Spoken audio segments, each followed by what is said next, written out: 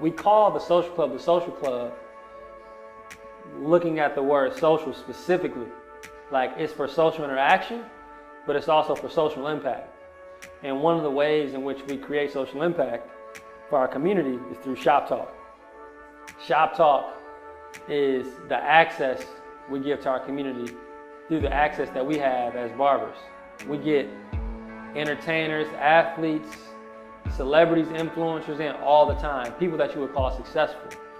And because we have access to those people, we said it's not enough to have like Wilson Chandler in our barber chair, or, you know, whoever, Clark Kent in our barber chair.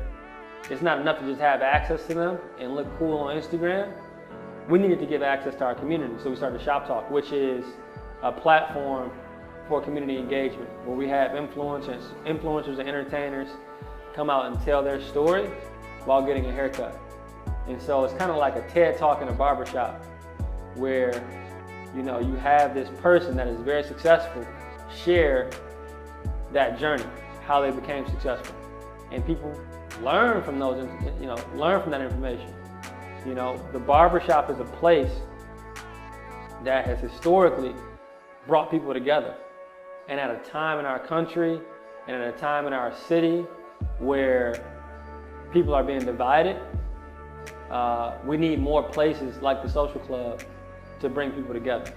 So that's what the social club was for. I'm Sebastian Jackson.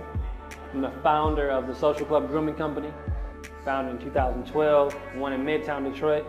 Right now, we're in our downtown Detroit location. First cashless barbershop, first barbershop of its kind. Well, they call Detroit the Motor City, they call it Motown, they call it a lot of things. Right now, there's been a lot of talk around this term, Opportunity Detroit. What that means is somebody like me that was born in Flint, grew up in Kalamazoo, went to school here in Detroit, can 3 years, 6 years out of school, buy an 11,000 square foot mansion just based on the work that's put in through cutting hair. Staying here in Detroit was very intentional because of those type of opportunities. Being able to live a life that I've always envisioned living. And I didn't have to, you know, be anybody other than myself to achieve that. What was fun about growing up in Detroit and growing up in Flint, in these kind of impoverished communities, was that I didn't know I was in poverty, number one. But number two, I learned these like leadership skills in these communities. I learned how to like fend for myself. My brother and I, you know, we learned like how to sell early. We were like selling video games and selling clothes that we didn't want anymore, so on and so forth. So it taught me like, number one, you don't need much to live. And number two, like, you can make a living on your own. If your family doesn't have it, if you're hungry, go figure out how to eat. That was just normal. I didn't know we were broke. That was a lot of fun. And the other thing that was fun about growing up in Flint and Detroit was that I learned how to become a leader. And I learned how to become a leader through basketball. And I'm short, so I'm a point guard. And being a point guard, you had to have vision, you had to have confidence, and you had to talk to this dude that was 6'8" and let him know, like, I need you to do this. I need you, the guy that's 6'4", to do this. I need you at 6'3" to do this. And so in this organization or this community that we call the social club, it's the same thing. As a CEO, I have to be able to like communicate effectively with the team and inspire them to win, like get their own win. And their own win has to be in line with the win of the whole team, the whole organization.